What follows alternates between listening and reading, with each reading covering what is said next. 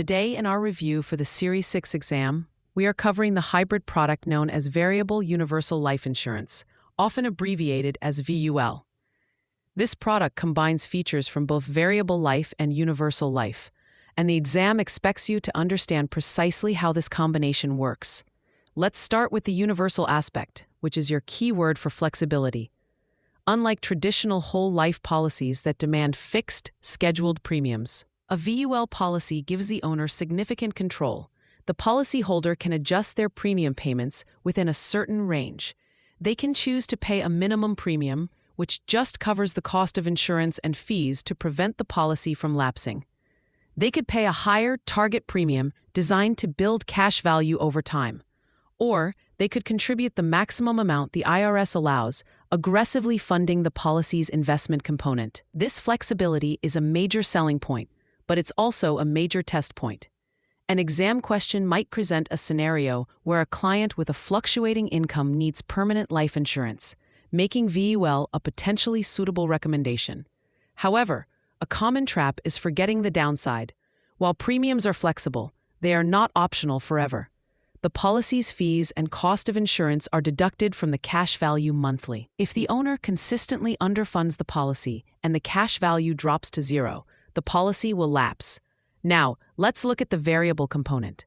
This tells you the policy's cash value is not held in a general account earning a modest, fixed interest rate.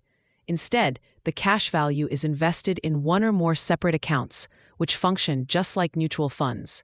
The policyholder gets to choose how to allocate their funds among various subaccounts, which might include stock funds, bond funds, or money market funds. This structure means the cash value has the potential for much higher growth compared to other forms of permanent life insurance. But with that potential comes market risk. The cash value is not guaranteed and can decrease if the underlying investments perform poorly. The exam will often test this distinction. A question might ask, what is guaranteed in a VUL policy? The death benefit is guaranteed to not fall below a certain face amount, assuming premiums are paid, but the cash value is never guaranteed. This leads us to the adjustable death benefit. Policyholders typically must choose between two options when they start the policy. Option A provides a level death benefit. As the cash value increases, the net amount of pure insurance risk for the company decreases, which can help keep costs lower. Option B provides an increasing death benefit, which is calculated as the policy's face amount plus the accumulated cash value. As the cash value grows, the total payout to the beneficiary grows with it. This option is more expensive because the insurance company's net amount at risk does not decrease. A classic exam question will test your ability to differentiate these two. To help you remember the core concepts, think of VUL as the very unpredictable lifestyle policy. This phrase reminds you that it's designed for clients whose financial lives might be unpredictable, giving them the premium flexibility they need. The word unpredictable should also trigger the memory of the variable, non-guaranteed cash value that is exposed to market fluctuations. On your exam, be wary of suitability questions.